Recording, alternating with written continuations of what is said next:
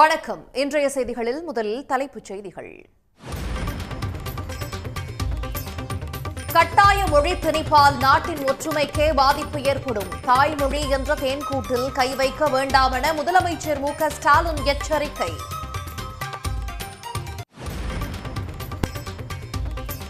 மும்மொழி கொள்கை உள்ள மாநிலங்களில் இந்தி மட்டுமே கற்பிப்பு. ஆங்கிலம் கூட பரவலாக கற்பிக்கப்படவில்லை என தரவுகளை வெளியிட்டு அம்பலப்படுத்திய ஆங்கில நாளிதழ்.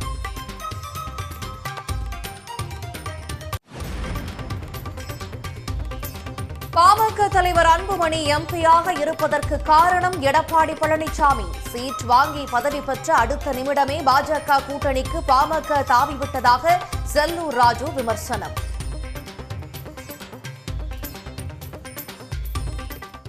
பாட்டாளி மக்கள் கட்சி உங்களுக்கு தெரியும், அன்புமணி ராமதாஸ் இன்னைக்கு நாடாளுமன்ற உறுப்பினராக இருக்கிறாருன்னா அது காரணமாக நான் எடப்பாடியார். ஆனால் ஜெயிச்ச மறு நிமிஷம் அந்த கட்சி ஜெயிக்கிறதுக்கு காரணமாக இருந்த எங்கள் பொதுச் செயலாளரெல்லாம் மறந்துட்டு உடனே ஆளுங்கட்சிக்கு தாவிட்டாங்க. 2026 சட்டமன்ற தேர்தலில் பாமக யாருடன் கூட்டணி? பொதுக்குழுவை கூட்டி முடிவு செய்யப்படும் என பாமக நிறுவனர் ராமதாஸ் பேட்டி. 2026 நாள் இருக்குன்னா அதை இப்போ ஒன்றும் அதெல்லாம் சொல்ல முடியாது. இன்னும் நாள் இருக்கு, அப்போ முடிவெடுப்போம். எங்கள் பொதுக்குழு கூடி அதை முடிவெடுப்போம்.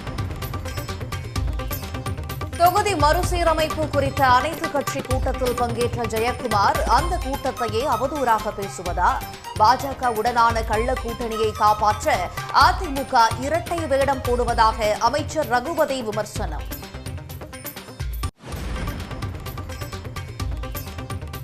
சிம்பனி அரங்கேற்றத்திற்காக லண்டன் புறப்பட்டார் இசையமைப்பாளர் இளையராஜா. நேரில் வந்து வாழ்த்திய முதலமைச்சர் ஸ்டாலின் நடிகர்கள் கமல்ஹாசன், சிவகார்த்திகேயன் உள்ளிட்டோருக்கு வீடியோ மூலம் நன்றி தெரிவித்தார்.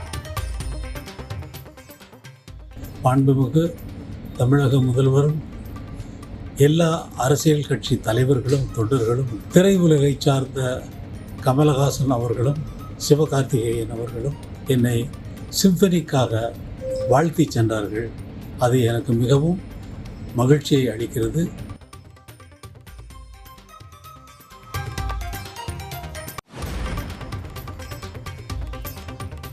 கொடநாடு கொலை கொள்ளை வழக்கில் தீவிரமடையும் விசாரணை. எஸ்டேட் மேலாளரிடம் 7 மணி நேரமாக சிபிசிஐடி போலீசார் கேள்வி.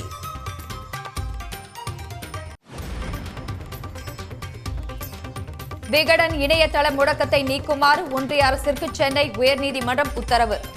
சம்பந்தப்பட்ட கார்ட்டூனை பிளாக் செய்யுமாறு விகடன் நிறுவனத்திற்கு அறிவுறுத்தல்.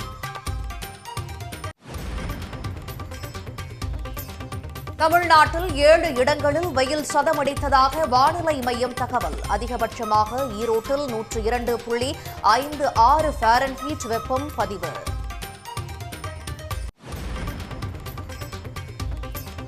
சனாதன தர்மம் விவகாரத்தில் உதயநிதி ஸ்டாலின் மீது புதிதாக எந்த வழக்கும் பதியக்கூடாது. வழக்கில் அனைத்து எதிர்மனுதாரர்களும் பதிலளிக்க நோட்டீஸ் வழங்கும் உச்சநீதிமன்றம் உத்தரவு.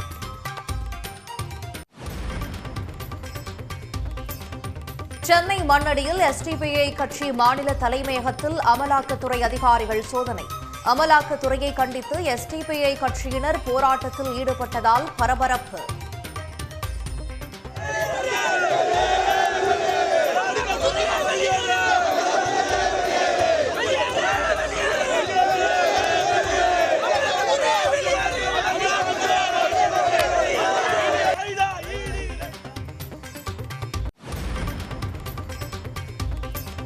திருவள்ளூர் அருகே பழமையான முருகன் கோவில் நிலவறையில் 2 ரகசிய அறைகள் கண்டுபிடிப்பு. தீயணைப்புத் துறையினர் உதவியுடன் உள்ளே இறங்கி உறுதி செய்த தொல்லியல் துறையினர்.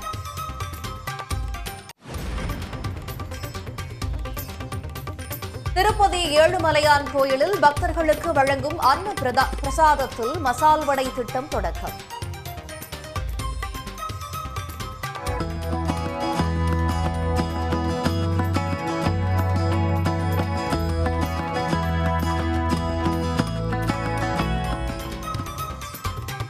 நாள் ஒன்றுக்கு மதிய உணவில் 35,000 வடைகள் பக்தர்களுக்கு வழங்க ஏற்பாடு.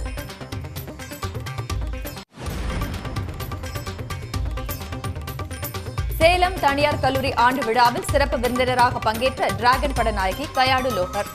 விஜய் நடித்த கில்லி பட பாடலுக்கு அசத்தல் நடனம்.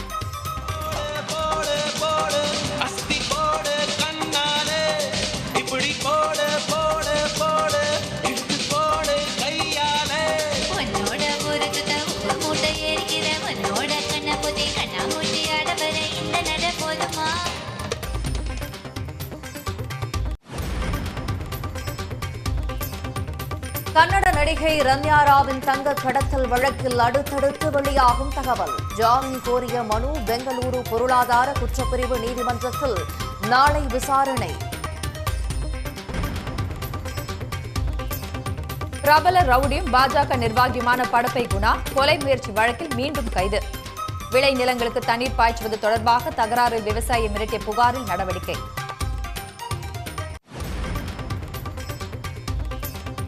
ஆந்திராவில் மாமியாரின் பிறந்த நாளுக்கு 1 கோடி ரூபாய் மற்றும் வைர நகைகளை பரிசாக வழங்கிய மருமகள்.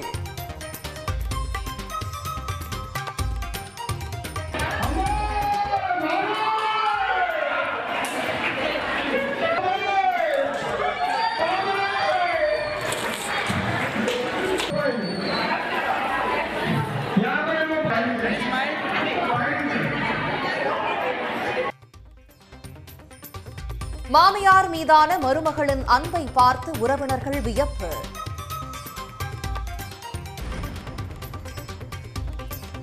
பீகார் சட்டமன்ற தேர்தலுக்கு பிறகு நிதிஷ்குமார் அணி மாறுவார். ஜன்சுராஜ் கட்சி தலைவர் பிரசாந்த் கிஷோர் கணிப்பு. மாரி செல்வராஜ் இயக்கத்தில் துருவ் விக்ரம் நடிப்பில் உருவாகி வரும் பைசன் திரைப்படம் முதல் தோற்ற காட்சி நாளை மாலை 5 மணிக்கு வெளியாகும் என படக்குழு அறிவிப்பு.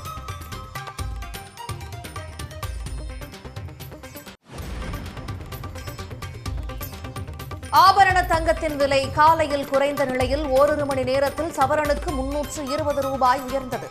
ஒரு சவரன் 64,480 ரூபாய்க்கு விற்பனை.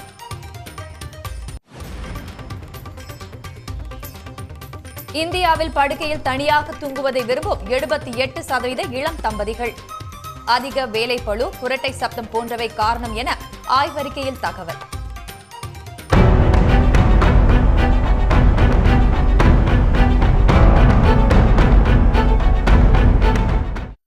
தாய்மொழி மீது கை வைப்பது தேன்கூட்டை தொடுவது போல ஆபத்தானது என்று ஒன்றிய அரசிற்கு எச்சரிக்கை விடுத்துள்ள முதலமைச்சர் மு க ஸ்டாலின், கட்டாயமாக ஒரு மொழியை திணித்தால் நாட்டின் ஒற்றுமைக்கு அது பாதிப்பை ஏற்படுத்தும் என கூறியுள்ளார். திமுக தொண்டர்களுக்கு அவர் எழுதியுள்ள கடிதத்தில், இந்தியும் சமஸ்கிருதமும் வலிந்து திணிக்கப்படுவதால் இந்திய மொழிகள் பலவும் திட்டமிட்டு சிதைக்கப்படுவதாக தெரிவித்துள்ளார். 1961ஆம் ஆண்டு மக்கள் தொகை கணக்கெடுப்பின் போது 1612ஆக இருந்த மாநில மொழிகள் 1971ஆம் ஆண்டு கணக்கீட்டின் போது 109ஆக குறைய 10,000 பேருக்கு மேல் பேசும் மொழிகளை மட்டுமே தாய்மொழியாக கணக்கிட வேண்டும் என்ற வழிகாட்டு நெறிமுறைகளே காரணம் என ஸ்டாலின் குறிப்பிட்டுள்ளார். வல்லரசு நாடாக இருந்த சோவியத் யூனியன் சிதைவடைந்து 15க்கும் மேற்பட்ட நாடுகளாக பிரிந்ததில் மொழி ஆதிக்கமும் ஒரு காரணம் என அவர் சுட்டிக்காட்டியுள்ளார். பாகிஸ்தான் மக்களும் பங்களாதேஷ் மக்களும் மதத்தால் ஒன்றுபட்டு மொழியால் வேறுபட்டிருந்த நிலையில் பாகிஸ்தான் நடத்திய உருது மொழி திணிப்பே வங்கமொழி பேசும் பங்களாதேஷ் என்ற புதிய நாடு உருவாக அடிப்படை காரணம் என ஸ்டாலின் குறிப்பிட்டுள்ளார். இந்தியா, பாகிஸ்தான், பங்களாதேஷ் ஆகியவை ஒரே நாடாக இருந்த 1938ஆம் ஆண்டிலேயே ராஜாஜி அரசு திணிக்க முயன்ற இந்தியை எதிர்த்து தமிழ் மொழியை காக்கும் போராட்டத்தில் நடராஜன், தாளமுத்து என்ற இருவர் தங்கள் இன்னுயிரை அளித்த தியாக வரலாறு திராவிட இயக்கத்திற்கு உண்டு என அவர் தெரிவித்துள்ளார். இந்தி திணிப்பால் தமது தாய்மொழிகளை இழந்த வட மாநிலங்களின் நிலை தமிழ்நாட்டுக்கு ஏற்பட்டுவிடக் கூடாது என்பதே நமது மொழிக் கொள்கை என ஸ்டாலின் கூறியுள்ளார். இந்த கொள்கையை கர்நாடகம், கேரளம், மேற்கு வங்கம், மராட்டியம் உள்ளிட்ட பல மாநிலங்கள் தற்போது வெளிப்படுத்துவதாக அவர் சுட்டிக்காட்டியுள்ளார். இந்தி நிவாஸ் என கொண்டாடப்படுவது போல 8வது அட்டவணையில் இடம்பெற்றுள்ள 22 மொழிகளுக்கு உண்டா என்றும், இந்தியை தவிர மற்ற மொழிகளை பாரபட்சமாக அணுகுவது ஏன் என்றும் ஸ்டாலின் கேள்வி எழுப்பியுள்ளார். தாய்மொழி என்பது தேன்கூடு என்றும் அதில் கை வைப்பது ஆபத்து என்றும் தெரிவித்துள்ள அவர், கட்டாயமாக ஒரு மொழியை திணித்தால் அது நாட்டின் ஒற்றுமைக்கு பாதிப்பை ஏற்படுத்தும் என்றும் எச்சரித்துள்ளார். மும்மொழிக் கொள்கையை ஏற்றுக்கொண்டால் மட்டுமே கல்விக்கான நிதி வழங்கப்படும் என்று கூறி தமிழ்நாட்டுக்கு ஒன்றிய அரசு நெருக்கடி கொடுத்து வரும் சூழலில் இந்தி பேசும் மாநிலங்களில் மும்மொழிக் கொள்கை நடைமுறைப்படுத்தாமல் இந்தி மட்டுமே கற்பிக்கப்படுவது தரவுகள் மூலம் அம்பலமாகியுள்ளது. புதிய தேசிய கல்விக் கொள்கை வழியாக மூன்றாவது மொழியை கற்பிக்க ஏற்பாடு என்ற பெயரில் இந்தியை திணிக்க ஒன்றிய அரசு முயற்சி செய்கிறது என்பது தமிழ்நாட்டின் குற்றச்சாட்டு. ஆனால் இதை ஒன்றிய அரசு மறுத்துள்ள நிலையில் மும்மொழிக் கொள்கை அமலில் உள்ள இந்தி பேசும் மாநிலங்களில் இரண்டாவது மொழியாக உள்ள ஆங்கிலம் கூட பரவலாக கற்பிக்கப்படவில்லை என்பது தரவுகள் மூலம் வெட்ட வெளிச்சமாகியுள்ளது. பிரபல ஆங்கில நாளேடான தி ஹிந்து 1991 மற்றும் 2011 ஆண்டுகளில் எடுக்கப்பட்ட மக்கள் தொகை கணக்கெடுப்பில் மொழி சமூக நிலை தொடர்பான தகவல்களை ஒப்பீடு செய்து ஆய்வு கட்டுரை ஒன்றை வெளியிட்டுள்ளது. அதில் இந்தி பேசாத மாநிலங்கள் ஆங்கிலம், இந்தி உள்ளிட்ட புதிய மொழிகளை கற்றுக்கொள்வதில் ஆர்வம் காட்டி வருவதாக அதில் குறிப்பிடப்பட்டுள்ளது. இந்த தரவுகளின்படி 1991 ஆண்டு தமிழ்நாட்டில் தமிழ் மட்டுமே தெரிந்தவர்களின் எண்ணிக்கை 84.5% இருந்தது. அடுத்த 20 ஆண்டுகளில் அந்த எண்ணிக்கை 78% குறைந்துள்ளது. அதாவது 6.5% பேர் தமிழோடு பிற மொழிகளையும் கற்றவர்களாக மாறியுள்ளனர். ஒடிசாவிலும் 1991 ஆண்டு ஒடியா மொழி மட்டும் பேசியவர்களின் எண்ணிக்கை 86% இருந்தது. 2011 சுமார் 12% பேர் இந்தி, ஆங்கிலம் உள்ளிட்ட பிற மொழியை கற்றுள்ளனர். இந்தியை தாய்மொழியாக கொள்ளாத மகாராஷ்டிரா, பஞ்சாப், குஜராத், ஆந்திர மாநில மக்கள் ஆங்கிலத்தையும் இந்தியையும் கற்பவர்களாக மாறியுள்ளனர். ஆனால் இந்தி பெல்ட் என்று அழைக்கப்படும் பீகார், சத்தீஸ்கர், ஹரியானா, இமாச்சல், மத்திய பிரதேசம், ராஜஸ்தான், உத்தரப்பிரதேசம், உத்தராகண்ட் ஆகிய மாநிலங்களில் 90% பேர் வெறும் இந்தியை மட்டுமே பேசி வருவது அம்பலமாகி உள்ளது. வேறு வார்த்தையில் சொல்வோமாயின் மும்மொழி கொள்கை அமலில் உள்ள இங்கு கொஞ்சமேனும் பிற மொழிகளை பேசி வந்தவர்களின் எண்ணிக்கை கூட குறைந்துவிட்டது. உதாரணமாக பீகாரில் 1991 ஆண்டு இந்தி பேசுவோரின் எண்ணிக்கை 90.2% இருந்த நிலையில் 20 ஆண்டுகளில் அது 95.2% அதிகரித்துள்ளது. தாய்மொழியாகிய ராஜஸ்தானியை கை கழுவிவிட்டு இந்தி பேசத் தொடங்கிய ராஜஸ்தான் மக்களில் 1991 ஆண்டில் 93% பேர் இந்தி பேசினர். 20 ஆண்டுகளில் அந்த எண்ணிக்கை மேலும் 1.3% அதிகரித்துள்ளது. ஆங்கிலத்தை பொறுத்தமட்டில் தமிழ்நாட்டில் 1991 ஆண்டு 13.5% பேர் அந்த மொழியை பேசிய நிலையில் அடுத்த 20 ஆண்டுகளில் அந்த எண்ணிக்கை 18.5% உயர்ந்துள்ளது. இதற்கு நேர் எதிராக ஹரியானாவில் ஆங்கிலம் பேசுவோரின் எண்ணிக்கை 17.5% இருந்து 14.6% குறைந்துவிட்டது. இந்தியை விட ஆங்கிலம் பேசும் மக்கள் நிறைந்துள்ள மாநிலங்களில் மட்டுமே மனிதவள மேம்பாட்டு குறியீடு அதிகமாக இருப்பதும் தெரியவந்துள்ளது. அத்துடன் புலம்பெயர் தொழிலாளர்களுக்கான இணைப்பு மொழியாக இந்தியை விட ஆங்கிலமே சிறப்பாக உள்ளது என்பதும் தரவுகள் மூலம் உறுதிப்படுத்தப்பட்டுள்ளது. பாமக தலைவர் அன்புமணி எம்பியாக இருப்பதற்கு காரணம் எடப்பாடி பழனிசாமி தான் என்றும், ஆனால் நன்றி மறந்துவிட்டு சீட் வாங்கி பதவி பெற்ற அடுத்த நிமிடமே பாஜக கூட்டணிக்கு பாமக தாவி விட்டதாகவும் அதிமுக முன்னாள் அமைச்சர் செல்லூர் ராஜு விமர்சித்துள்ளார். கூட்டணி கட்சிகளை எப்படி நடத்த வேண்டும் என்பது எங்களுக்கு தெரியும் என்றும் அவர் கூறியுள்ளார். ராஜ்யசபா இதெல்லாம் சீட்டெல்லாம் எங்கள் பொதுச் செயலாளர் ஏற்கனவே பேசியிருப்பார். எங்கள் பொதுச் செயலாளரை பொறுத்தளவுக்கு, அண்ணன் எடப்பாடியாரை பொறுத்தளவுக்கு, எங்கள் அம்மா எப்படியோ, புரட்சி தலைவர் எப்படியோ, யாருக்கு என்ன வாக்குறுதி கொடுத்தாலும் அதை நிறைவேற்றுவார்கள். ஃபார் எக்ஸாம்பிள், பாட்டாளி மக்கள் கட்சி உங்களுக்கு தெரியும், அன்புமணி ராமதாஸ் இன்றைக்கி நாடாளுமன்ற உறுப்பினராக இருக்கிறாருன்னா அது காரணமாக நான் எடப்பாடியார். ஆனால் ஜெயித்த மறு நிமிஷம் அந்த கட்சி ஜெயிக்கிறதுக்கு காரணமாக இருந்த எங்கள் பொதுச் செயலாளரெல்லாம் மறந்துட்டு உடனே ஆளுங்கட்சிக்கு தாவிட்டாங்க. இருந்தாலும் எங்கள் தலைவர், எங்கள் பொதுச் செயலாளர் கொடுத்ததை நம்ம வாக்குறுதி கொடுத்துருங்க. அதனால் நீங்கள் அதெல்லாம் கவலைப்பட வேண்டியதில்லை. எங்கள் தோழமை கட்சிகள் எங்கள் கூட இருக்கவங்கள எப்படி அரவணைச்சு போகிறோன்னு எங்கள் பொதுச் செயலாளருக்கு தெரியும். கொடநாடு கொலை கொள்ளை வழக்கு தொடர்பாக அந்த எஸ்டேட் மேலாளர் நடராஜனிடம் 7 மணி நேரத்திற்கும் மேலாக சிபிசிஐடி போலீசார் விசாரணை நடத்தினர். நீலகிரி மாவட்டம் கோத்தகிரியில் உள்ள முன்னாள் முதலமைச்சர் ஜெயலலிதாவிற்கு சொந்தமான கொடநாடு எஸ்டேட்டில் 2017ஆம் ஆண்டு காவலாளி ஓம் பகதூர் கொலை செய்யப்பட்டு அங்கிருந்த பொருட்கள் மர்ம நபர்களால் கொள்ளையடிக்கப்பட்டன. எடப்பாடி பழனிசாமி தலைமையிலான அதிமுக ஆட்சியில் நடந்த இந்த சம்பவம் அந்த கட்சியினர் மத்தியில் பதற்றத்தை ஏற்படுத்தியது. இந்த சம்பவம் தொடர்பாக விசாரணை நடத்திய தனிப்படை போலீசார் ஜெயலலிதாவின் கார் ஓட்டுநர் கனகராஜ் உள்ளிட்ட 11 பேர் மீது வழக்கு பதிவு செய்து அவர்களை கைது செய்தனர். கனகராஜ் சேலம் அருகே ஏற்பட்ட சாலை விபத்தில் பலியான நிலையில் மீதமுள்ள 10 பேரிடம் விசாரணை நடைபெற்றது. மேலும் உயிரிழந்த கனகராஜின் சகோதரர் மற்றும் அவரது உறவினருக்கு இந்த வழக்கில் தொடர்பிருப்பது தெரியவந்த நிலையில் தனிப்படை போலீசார் அவர்களையும் கைது செய்தனர். இந்த வழக்கு 2022ஆம் ஆண்டு சிபிசிஐடிக்கு மாற்றம் செய்யப்பட்டது. இந்த வழக்கில் தொடர்புடையவர்கள் மற்றும் குற்றம் சாட்டப்பட்டவர்கள் என இதுவரை 250க்கும் மேற்பட்டோரிடம் சிபிசிஐடி போலீசார் விசாரணை நடத்தி வாக்குமூலம் பெற்றனர். இந்த வழக்கில் முக்கிய சாட்சியாக கருதப்படும் கொடநாடு எஸ்டேட் மேலாளர் நடராஜனுக்கு கடந்த முறை சம்மன் அனுப்பப்பட்டது. ஆனால் அவர் கடந்த முறை விசாரணைக்கு ஆஜராகாத நிலையில் இன்று கோவை காந்திபுரத்தில் உள்ள சிபிசிஐடி அலுவலகத்தில் ஆஜரானார். காலை 10:30 மணி முதல் நடராஜனிடம் விசாரணை நடத்தப்பட்டது. சுமார் 6 மணி நேரத்திற்கு மேலாக நடந்த விசாரணையில் கொலை, கொள்ளை சம்பவங்கள், கம்ப்யூட்டர் ஆபரேட்டர் தினேஷ் தற்கொலை சம்பவம் உள்ளிட்டவை குறித்து விசாரிக்கப்பட்டது. எஸ்டேட் மேலாளர் நடராஜன் சசிகலா குடும்பத்திற்கு நெருக்கமானவர் என்பதால் அவரிடம் மேற்கொள்ளப்படும் விசாரணை முக்கியத்துவம் வாய்ந்ததாக கருதப்படுகிறது. ஆனந்த விகடன் இணையதளத்தை ஒன்றிய தொலைத்தொடர்புத்துறை கடந்த சில நாட்களாக முடக்கி வைத்துள்ள நிலையில் முடக்கிய நடவடிக்கையை ரத்து செய்யுமாறு ஒன்றிய அரசிற்கு சென்னை உயர்நீதிமன்றம் உத்தரவிட்டுள்ளது. அமெரிக்க அதிபர் டொனால்டு டிரம்ப் அருகே இந்திய பிரதமர் மோடி கை கால்களில் விலங்கிடப்பட்டு அமர வைக்கப்பட்டது போன்ற கேலி சித்திரம் ஒன்றை ஆனந்த விகடன் இணைய இதழான விகடன் வெளியிட்டது. அதைத் தொடர்ந்து பிப்ரவரி 15ஆம் தேதி விகடன் இணையதளத்தை ஒன்றிய தொலைத்தொடர்புத்துறை முடக்கியது.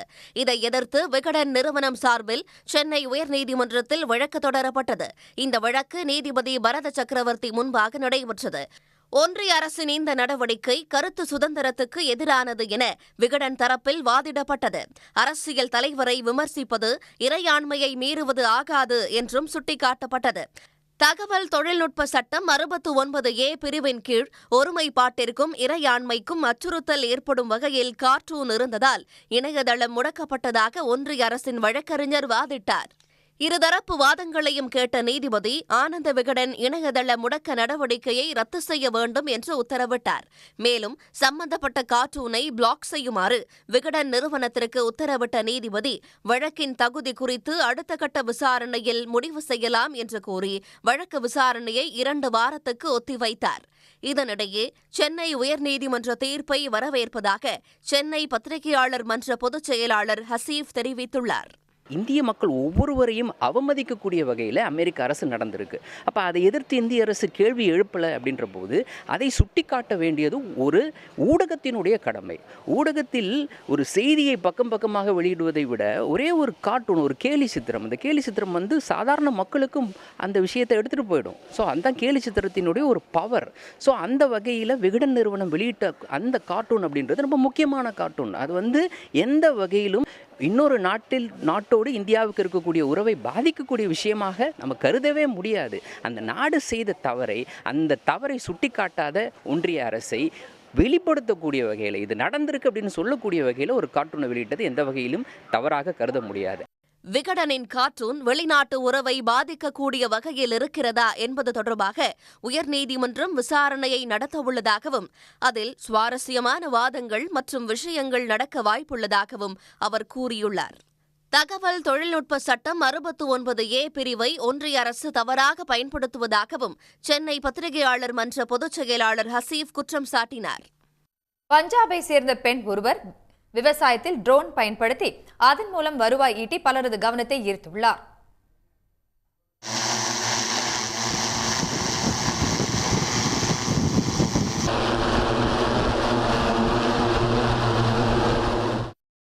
பெண்கள் சாதிக்காத துறைகளே இல்லை என்று சொல்லும் அளவுக்கு அவர்களின் பங்களிப்பு பல்வேறு துறைகளிலும் வெளியரங்கமாகி வருகிறது. குறிப்பாக சுய தொழில் செய்ய நினைக்கும் கிராம பெண்களுக்கு சுய உதவி குழுக்கள் இன்றியமையாத வரப்பிரசாதமாக மாறியிருக்கிறது. இக்குழுக்கள் கடன் உதவிகளை வழங்கி எதிர்காலத்தை வளமாக்கிக் கொள்ள வழிவகை செய்வதே இதற்கு காரணம். அந்த வகையில் வடக்கு பஞ்சாபை சேர்ந்த ரூபிந்தர் கவுர் என்ற பெண் விவசாயத்தில் ட்ரோன் பயன்படுத்தும் பயிற்சியை சுய உதவிக்குழு மூலம் பெற்று தன்னந்தனியாக சாதித்து வருகிறார்.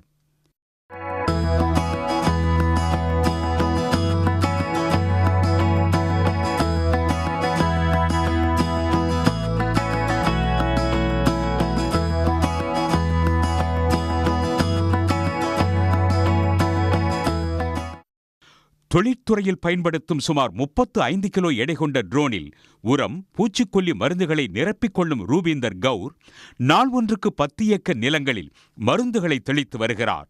இதன் மூலம் தனக்கு சுமார் 5000 ரூபாய் வரை வருமானம் கிடைப்பதாக அவர் தெரிவிக்கிறார். हम गांव में रहने वाले अगर हम कर सकते हैं तो सब कर सकते हैं और लेडीज़ को आगे आकर किसी भी काम को ऐसा नहीं सोचना चाहिए कि ये हम नहीं कर सकते, ये आदमी का काम है या हम औरतें नहीं कर सकती, तो ऐसा नहीं सोचना चाहिए और जब हम कर सकते हैं तो सब कर सकते हैं. வேளாண் பணியில் ட்ரோன்களை பயன்படுத்துவதால் தண்ணீர் மற்றும் விவசாய தொழிலாளிகளின் தேவையை குறைக்கிறது. இத்திட்டம் வட மாநிலங்கள் மட்டுமின்றி தமிழ்நாட்டு பெண்களுக்கும் புத்துயிரளிக்கும் திட்டமாக மாறியிருக்கிறது. தமிழ்நாட்டில் 28 மாவட்டங்களில் சுமார் 44 பெண்கள் சுய உதவிக் குழு மூலம் ட்ரோன் பயிற்சி பெற்று பயனடைந்துள்ளனர். உடனுக்குடன் செய்திகளை தெரிந்து கொள்ள சன் நியூஸ் பெல் ஐகானை கிளிக் பண்ணுங்க.